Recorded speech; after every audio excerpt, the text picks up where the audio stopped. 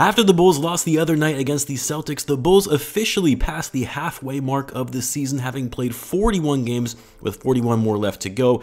And while I'll have some other mid-season thoughts and reaction videos to the Bulls season thus far, although if you've been following any of my post-game videos, you already kind of know my general thoughts, but as what's becoming a tradition on this channel is to do our mid-season player grades for every player on the roster so far this season, and that's what we'll be discussing in this video. And also a big shout out to the sponsor of this video, Underdog Fantasy, but more on that in a little bit. So what's going on, everyone? You're listening to Bulls Central here. Hope you're all doing well. It's pretty crazy that we're already halfway through this season, and with the Bulls being 3 games below 500, there's a lot of work to do to make up for the hole that they dug themselves in to start the year, but they are turning things around slowly but surely and playing much better basketball. Now, as it relates to these player grades though, a few callouts on how I base the grading. So I did not include players who are on two-way contracts, nor any injured players who have yet to play so far this season, so Lonzo Ball. I also grade these on an expectation scale, if you will. In other words, if I give Javonte Green an A and DeMar DeRozan a B, it does not mean I think Javonte is a better player than DeMar, just that I'm giving the player a grade based on their overall expectations as a player. So let's start with the starting lineup, or at least the most common players we saw in the starting lineup so far this season. So for DeMar DeRozan, although he's not having as incredible the year that we saw last season, in which he was an all-star starter, he was a top MVP candidate halfway through the season, was ultimately selected to an All-NBA second team, and even though DeMar isn't putting up an MVP level performance so far this season, he is still showing why he's one of the best in the business, putting up over 26 points per game on 50% shooting, 5 rebounds and 5 assists, a player efficiency rating of over 22. But that being said, there are challenges with DeMar's game as it relates to the Bulls' overall success this season. At times, he gets a little too much tunnel vision, takes matters into his own hands, playing heavy ISO from the mid-range, not getting other players involved. The offense sometimes gets a bit stagnant because of his style of play, but he's still the Bulls' best player, and the reason he's able to come through for the team in the clutch. And as such, I'm giving DeMar an A- for the first half of the year. For Zach LaVine, it's been a tale of two tapes. From the start of the year to now, Zach really struggled with his shot early on. You could tell he wasn't as agile as we once saw when it came to getting to the rack. His defense was suspect, would have critical turnovers in late game situations, and on top of that, you could tell guys were getting frustrated with the way he was approaching the game and limiting the Bulls' offense. And I say this relative to what you would expect of Zach, especially after signing a max contract over the offseason. Like, for a while there, I would have said Zach would be getting something like a C for how he was showing up for this team. But ever since the team blew up on him at halftime against the Timberwolves in that loss, Zach has looked like a completely different player. Better shot selection, great court vision, and getting other players touches and opportunities, as well as being more aggressive in getting to the basket, using that quick first step and athleticism to punish defenses when they fall asleep, and he's vastly improved his three-point shooting. Part of it is also just having Zach play off the ball more and using him as a catch-and-shoot shooter from deep rather than him creating his own shot, because he's so much more effective that way. So because of the improvement we have seen from Zach, but also not forgetting the start of this season that he had, putting up over 23 points per game on 46, 40, 84 shooting splits, I'm going to give Zach a B so far this season. Next up, let's do Nikola Vucevic, another player like Zach who has more recently turned around his overall performance and has been much more impactful for the Bulls, which has certainly helped with the overall improvement. Vuce absolutely is having a better season than last year. Much more efficient, shooting the ball significantly better, 52% from the field compared to 47% last season, shooting a much better 38% from 3 compared to last season's 31% on the same volume. He's still one of the best rebounders in the league, one of the better passing big men in the league, and even though he has had some struggles at the beginning of the season, especially with his consistency, I'm still going to give Vuce a B relative to his expectations as a player. Next, let's do Patrick Williams. Now, if you remember at the beginning of the season, Pat was essentially a non-factor. Like, there were a lot of times where he was out on the court and you didn't even realize he was out there because he wasn't doing much of anything, not being very productive, not contributing in any way. And it was concerning for Bulls fans because the Bulls were kind of relying on Pat to make that third-year leap.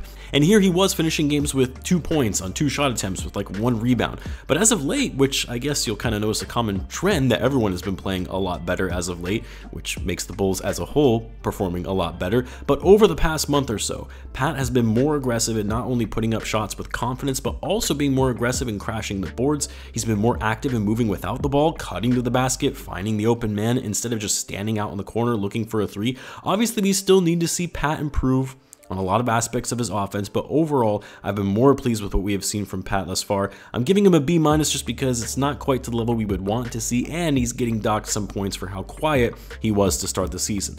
Let's do Dosunmu now, and you know, Ayo, I believe it was the first 2 games of the season where he really embraced that starting role with Lonzo Ball being out, was playing at a super high level for only being a sophomore, and you thought, man, this might be the year where we see Ayo break out over someone like Patrick Williams. And while Ayo still has been good and has thus far exceeded expectations in being a second-round pick, a great defender, a great slasher to the basket, especially in transition, not afraid of big moments and hitting big shots late in game, just really needs to work on his shooting more and also his playmaking ability and managing the floor, given he's the starting point guard for the Bulls. I'm also going to be giving Ayo a B- so far this season as a result. Now, before I get into the bench unit and their grades, I did want to share the exciting offer from today's sponsor, Underdog Fantasy. Now, you guys know I've had many fantasy sports companies reach out to me before in the past to promote their product, but honestly, this one is by far and away has to be the most seamless, especially when it comes to pick'ems, which is how I made some money on Vucevic the other night when he hit that triple-double against the Sixers. That was really great. All you have to do is just choose the higher or lower. So on most player stats, just pick higher or lower whether you think Zach or DeMar are maybe going to score more than 25 points, and you can get up to 20 times your money in a single night if you do 5 pick'ems and get them all right. And guys, they're offering viewers of this channel an exclusive offer. If you use the code BULLCENTRAL, you'll get your first deposit doubled up to $100. Who doesn't want free money, right? A free $100. You can also follow along with my picks once you sign up, and we can even have some friendly competition. I'll leave a link to the site and the code in the description if you're interested, and let me know what picks you guys make. But anyway, moving along to the guys coming off the bench. I'm actually going to start with Andre Drummond, which aside from that brief stint where he was kind of displaying some attitude issues, being a little lazy on the floor and then getting benched for it as a result, aside from those games, Drummond has actually been such a good pickup for the Bulls and has far exceeded my expectations, as I thought this was actually going to be kind of a whatever signing when it was first announced, but he's been such a good fit for the Bulls coming off the bench behind Vucevic, hustles for those rebounds, a great offensive rebounder, which the Bulls needed, gives the guys some energy off the bench, works great on the pick and roll with Dragic. I'm going to give Drummond a B+, only really because he's outpaced my expectations for him and his role.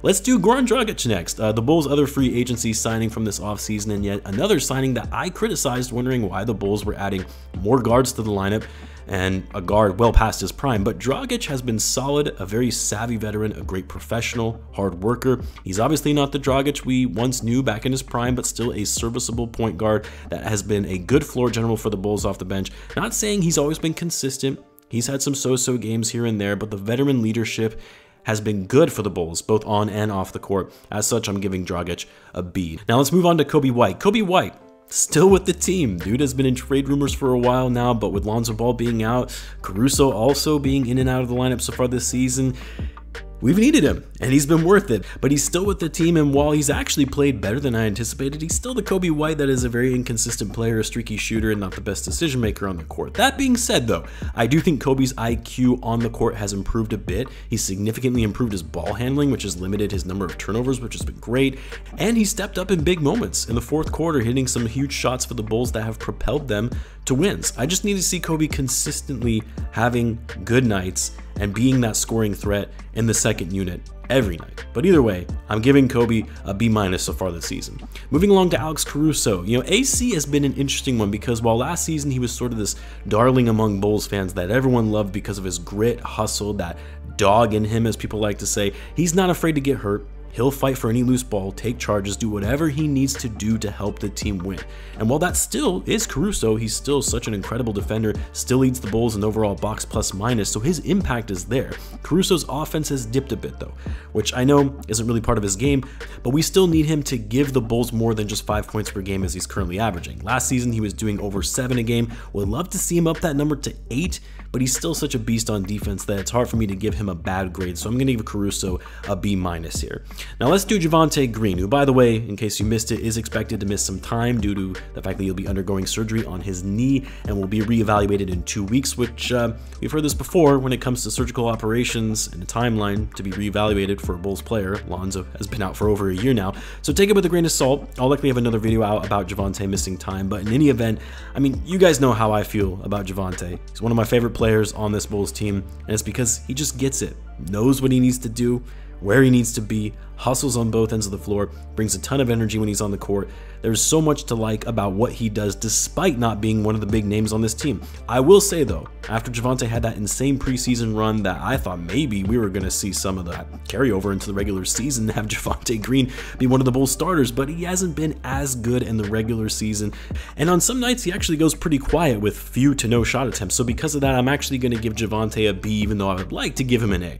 Now let's do Derrick Jones Jr., who again, another one of these energizers off the bench, hasn't always been in the rotation, which I've always questioned why. And, you know, he'll have these up and down games, but for the most part, again, knows his role, will do whatever is asked, even if it means playing the 3, 4, or 5. Because of his hops and athleticism, he can get rebounds over guys a whole 6 inches taller than him. A scrappy defender, and I'm really glad the Bulls re-signed him on a cheap deal this offseason. I'm going to give Derrick Jones Jr. a B as well relative to the overall expectations I would have of him. And now we're starting to get into the guys that don't really get a ton of playing time, and I'll grade them a little more quickly. Starting with Dalen Terry, the Bulls rookie. I would like to see Dalen get some more minutes here and there with guys being out. You know, I do think that he has some great potential, but when you do see him on the court, and it's not garbage time, so it's meaningful actual minutes, you realize, okay, yeah, he's not quite ready for NBA action just yet. A little too chaotic, turns the ball over, commits fouls. You can tell he's super talented, and with athleticism and the fact that he's also a high energy guy, but he's just not there yet to be considered NBA minute ready. As such, I'm giving him a D, and that's really because we just haven't seen him play enough to warrant anything higher than that. Then Tony Bradley, I mean, what else can you give him but an F since he's barely played, but he did hit that 3 that one time over the Mavs. That was cool. And then Marko Simonovic, who still has yet to play a meaningful minute in the NBA since being drafted. Just a handful of minutes in garbage time, and that's it. So I'm giving him an F as well. But there you have it. Those are my midseason grades for the Chicago Bulls roster. We'll see where some of these grades differ when I do my end of season grades video, but let me know what you guys think, where you would have graded each player on the roster. Let me know in the comments. The Bulls take on the Wizards tonight, so feel free to join my live chat if you would like. Until then, guys, as always, be sure to subscribe, and I'll catch you in the next one.